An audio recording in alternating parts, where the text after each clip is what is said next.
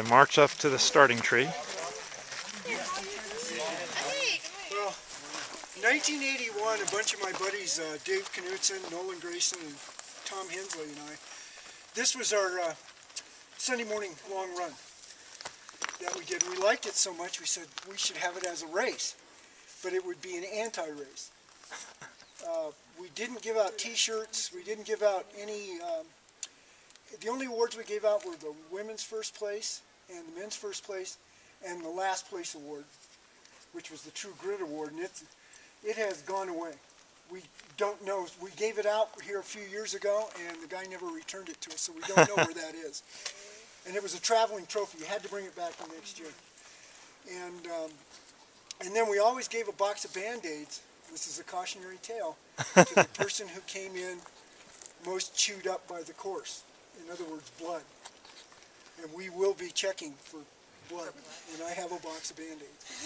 But with the most people we ever had in this race, and we held it from 1981 through 1985, was, as an official race, the most people we ever had was 29. That was it. Because trail running, you got to remember, 30 years ago, if you ran in the mountains, you were considered a loony. Trail running wasn't as popular as it is now. We were considered to be fringies back in those days, you know. Yeah. And the Forest Service, no fault to Neil here, kicked us out of here when they made it the wilderness area, because we had our race before and they said it wasn't compatible. So we just decided that they couldn't keep us from running up here if we didn't hold it as an official race. So since 1986 to now, it's just been what we're doing today. It's like a cult movement almost.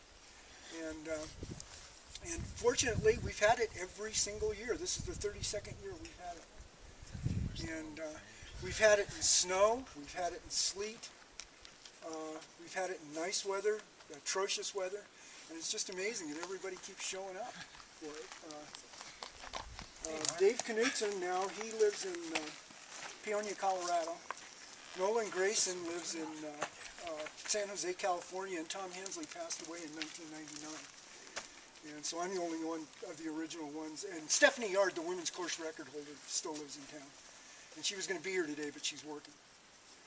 And just so you know, if you're going to time yourselves, the men's course record is 1 hour and 27 minutes and change. Damn. The women's course record held by Stephanie Yard, my good friend Stephanie Yard, is 1 hour and 53 minutes. Smoking fast. Yeah. And you got to remember though, in those days, this was a live road. We could drive up into this. These trees weren't here then. These have all grown up in the last 30 years. And you could drive this road in a Volkswagen Beetle could make it up here easy. And we had an aid station at Boyle Saddle, and a buddy of mine used to drive his Jeep up there and set out the water for everybody. So when you hear these times and how fast it is, remember the road, the course was in a lot better shape than it is now. It's a lot more technical than it used to be. And I'm going to caution y'all, how many of you, this is your first time?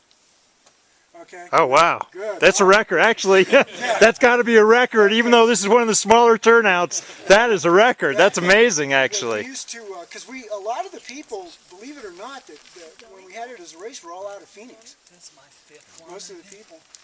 And what we always used to tell them is, save something going up, because you're going to need it coming back. And before you start back down, tighten your shoes up. Take some time up in the pass, look at it, but tighten your shoes up. You'll be surprised what a difference. Group Ron. Mark, James, Matt. I'm Ron. Brendan. Dirk. Bill. John. Art. Dara. Agnes. And Jen.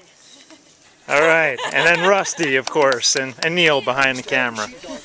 Bark on command, but I don't think we'll do that.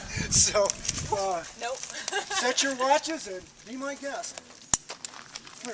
All right, somebody lead us off. Following Dara. Thanks, Rusty. Thank you. Thanks. You running? Yeah.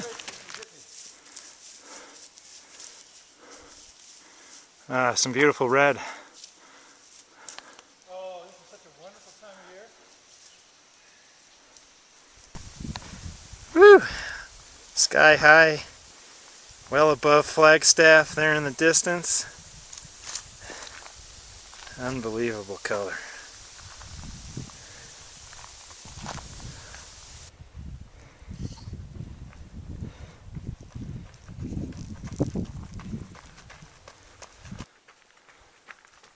Coming up through the aspens. Here comes our first war dog, number 1, Art Keith, ready for solstice. 109 flat, yep. No blood. For all the runners that did not make it up here this year, and there are many of you, what do you think, Art?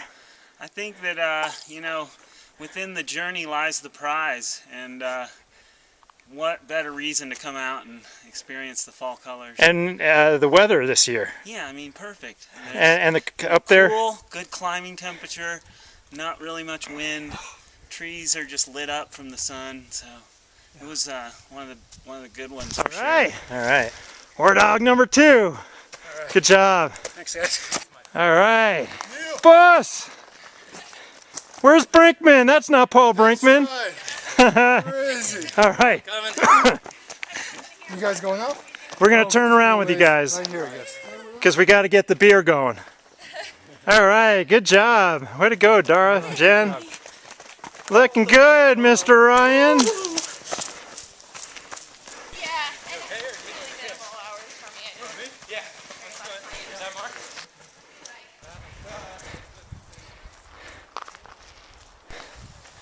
All right. So where's Mark? Most dedicated war dog of all. No, I'm surprised he's missing it. This would have been his 20th one in Is Mark Olm here? No, Mark Olm's not here either. Mark Thurston. Yeah, Mark did not Olm make used it. to always be here. I'm here though. I'm Mark's designated representative this year. That's right. For the It's Julie Thurston. this year. Well, then the beer is down at the bottom of the trailhead. All right. And Mark will have All right. Good job. Yeah, we're getting there. Gorgeous. Dogs were part of the race, always. Yeah, you were allowed to bring your dog. And so it was a big yapping mess whenever we started. But anyway, in June 25th, I remember the date, 1980, Dave Knudsen, Nolan Grayson, and I had been brought up here by Dave's wife, Jill, and she was going to go around to Snowbowl with food, and we were going to run the hump.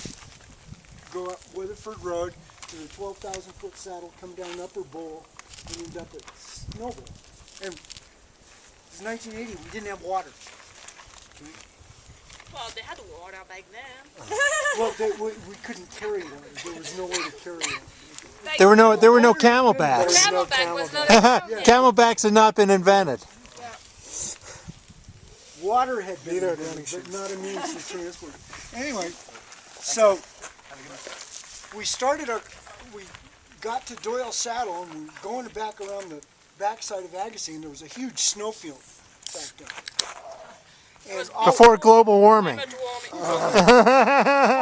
you should have been here from 1978 to 1995 and seen the amount of snow we used to get. And all we were wearing, because it was June, was shorts and t-shirts. And we were kicking toe holds into the snowfield, coming across. June 25th, or? June 25th.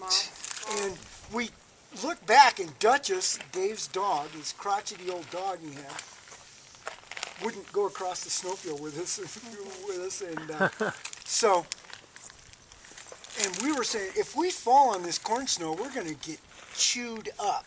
Oh, yeah. So here's what we'll do: we'll go back around the south face of Agassiz, and come down Ridge, and then get into the Ridge ski run, and then get into Snowball. And we're coming through the bristlecone pines, just below Timberline. And we're walking, because there's no way you could run through that. And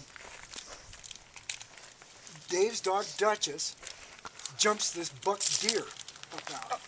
And the deer goes down to the hotshot camp.